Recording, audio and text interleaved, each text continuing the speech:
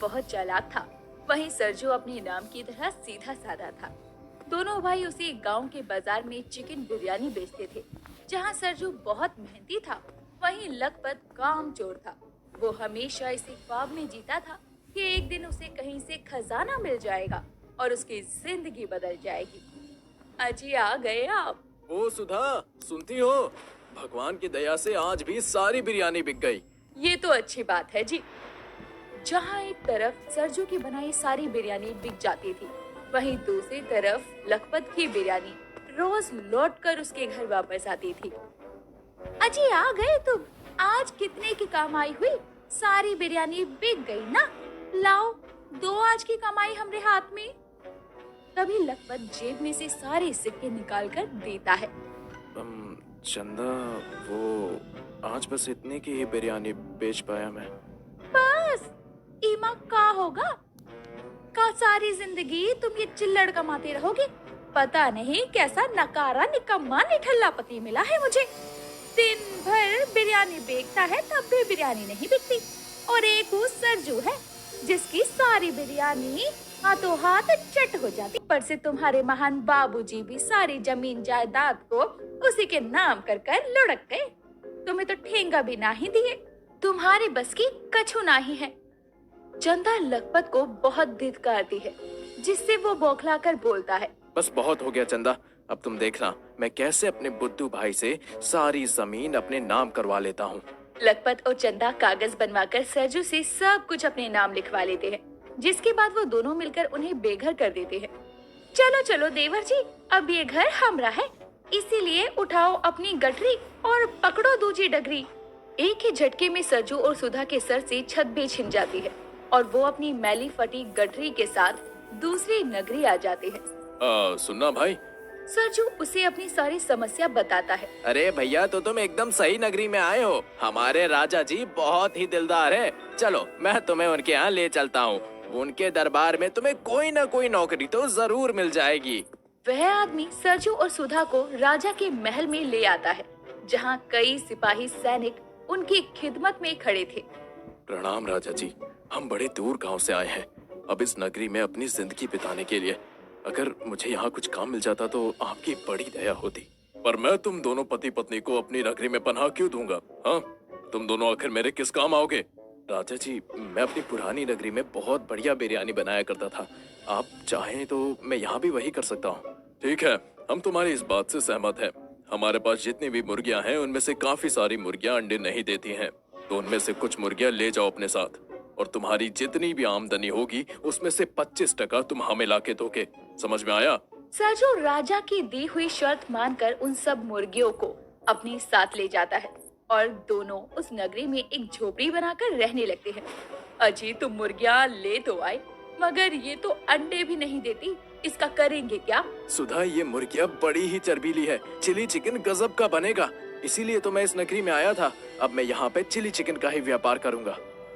अगले दिन सरजू सारा सामान इकट्ठा करके चिली चिकन बनाकर नगरी के बाजार में रेड़ी लगाकर आवाज लगाता है। चिली चिकन खाओ, चिली चिकन आओ और खाओ चिली चिकन। खाओ खाओ भैया, पूरी प्लेट खाओ। चिली चिकन खाओगे पेट भर जाएगा।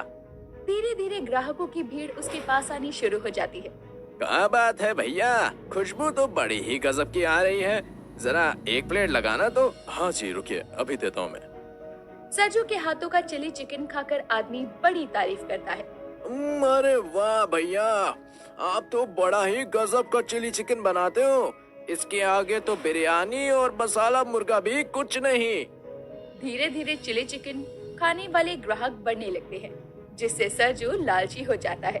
देख रही हो सुधा, यहाँ पे लोगों को हमारा चिली चिकन कितना अच्छा लग रहा है। बस अब तो कुछ ऐसा हो जाए कि नोटों की बारिश हो जाए, बारिश।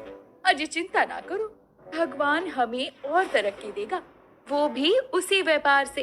वैसे एक उपाय है, अगर हम कोई बम्पर छूट दें, जैसे जो भी ग्राहक 5 मिनट के अंदर पूरी की पूरी चिली चिकन की प्लेट खत्म कर जाए, हम उसके लिए रिफिल योजना रखें। इससे ग्राहक खूब आएंगे। सुधा की योजना सरजू को भा जाती है और ज्यादा कमाने की होड़ में अगले दिन से वो ऐसे ही करता है।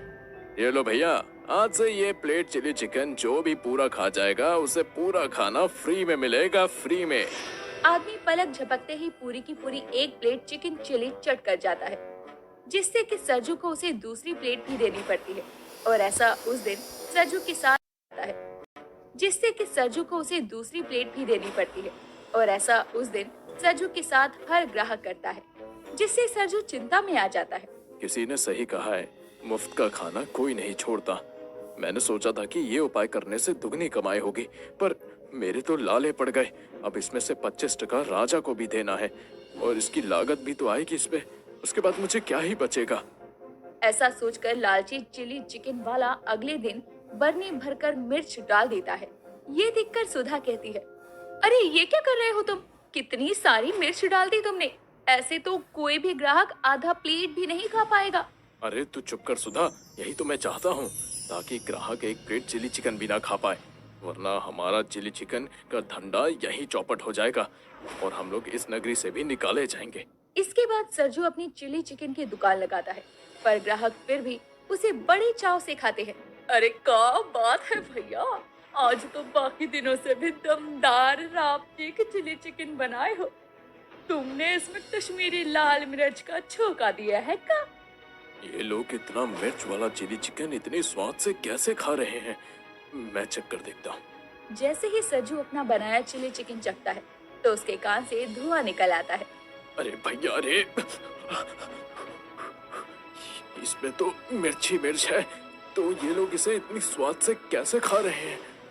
अपनी एक और चाल उल्टी पड़ जाने पर लालची चिली चिकन वाला अगले दिन से चिली चिकन के दाम बढ़ाकर 50 से 75 कर देता है। अरे क्या बात है भैया, आपने चिली चिकन का दाम क्यों बढ़ा दिया? अरे भाई, चिली चिकन बनाने में मिर्च के साथ साथ सब्जियां और मसाले भी लगते हैं और ये सारा सामान महंगा हो गया है, इसलिए दाम बढ़ाना पड़ा। अब मैं इतना मेहनत करने के बाद भी घाटा खाऊं तो कमाऊंगा क्या? बढ़े हुए दाम पर भी सभी ग्राहक 5 मिनट के अंदर पूरी प्लेट खत्म कर जाते, जिसकी वजह से सरजू को उन्हें अगली प्लेट मुफ्त में खिलानी पड़ती और फिर वह 1 महीने का मुनाफा जोड़कर राजा को देने आता है। आओ सरजू आओ, सुना है कि तुम्हारा चिली चिकन का धंधा बड़ा जोर शोर से चल रहा है। जी राजा जी, पर मुझे कमाई 2 पैसे की भी नहीं हो रही है। आप ही सोचिए ना, इतना धंधा करने के बाद भी, इतनी मेहनत करने के बाद भी अगर मैं कुछ पैसे भी ना कमा पाऊँ तो ये धंधा करना बेकार है मेरे लिए। तो अब तुम मुझसे क्या चाहते हो? बस इतना राजा जी कि आप मुझे ये इजाजत दे दें कि मैं 75 रुपए का दाम बढ़ाकर 100 रुपए करके बेच सकूं, वरना मैं गरीब क्या खाऊंगा, क्या बनाऊंगा। सरजू राजा को अपनी चिकनी चुपड़ी बातों में उलझा लेता है और राजा उसके झूठे आंसू पर दया करके कहता है, तुम बिल्कुल भी चिंता मत करो, जाओ और अब तुम अपने चिली चिकन का दाम बढ़ाकर 75 से 100 नहीं बल्कि 150 कर दो, और कोई पूछे तो कहना राजा जी ने कहा था। राजा का आदेश पाकर चालाक चिली चिकन वाला बड़ी खुशी के साथ लौटता है और अगले दिन से वह अपनी चिली चिकन की रेडी पर बड़ा सा बोर्ड टांग कर दाम लिख देता है। अजी, मैं तो अभी भी कहती हूँ ये बोर्ड हटा दो। अरे 150 का दाम सुनकर कोई भी हमसे चिली चिकन खाने नहीं आएगा। इतना लालच भी ठीक नहीं है। अरे तू चुप कर सुधा। सरजू, ओ सरजू, जल्दी से एक प्लेट चिली चिकन लगा दो। ठीक है भैया, अभी लगाता हूँ, पर भैया दाम 150 लगेगा। 150? अरे बाप रे बाप, एकदम से इतना महंगा क्यों कर दिया? अरे स्वाद भी तो एक नंबर मिलता है ना, और मेरी रेडी भाई, मैं दाम बढ़ाऊं या घटाऊं तुमसे क्या? ठीक है, अगर तुम्हें खाना है तो खाओ, वरना ना खाओ। पूरी नगरी में वैसे भी मैं एक अकेला ही हूँ, आओगे तो मेरे पास ही। राजा के आदेश से सरजू के अंदर घमंड आ जाता है।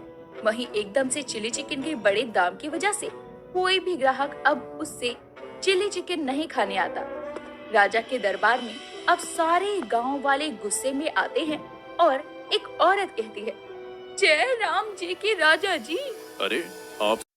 राजा जी, पता नहीं उस चिकन वाले को क्या हो गया है, एकदम लालची हो गया है, लालची।